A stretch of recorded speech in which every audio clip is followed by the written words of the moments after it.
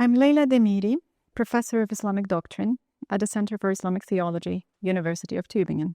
St. Andrew's Encyclopaedia of Theology is one of the most comprehensive theological projects that we have at the moment. We aim to cover all aspects of Islamic theology, looking at epistemology, cosmology, prophetology, on scripture, on eschatology, but also to bring into conversation contemporary issues such as theological anthropology, ecological matters, green theology, and so forth. One of the most important aspects of the project is that it's going to be online, free access. And so students, staff members who may not necessarily have a university budget to spend on publications and on books, that will be available and accessible. So the practicality of it is of enormous use, that it's free and that it's accessible, easily accessible. But that's one of the important things. But also, usually when you look at encyclopedias, they may just focus on a certain tradition, on a certain faith tradition.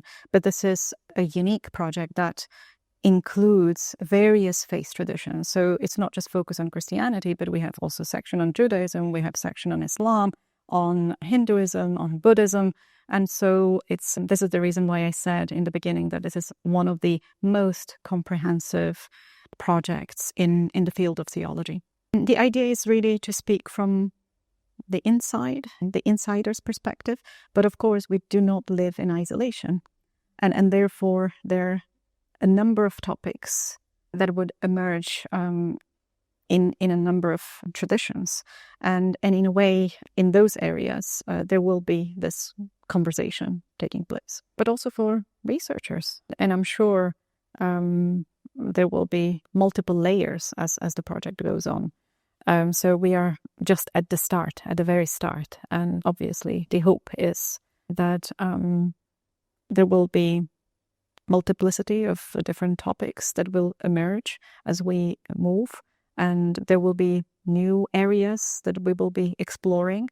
And of course, there are certain topics that are very specific to a certain tradition.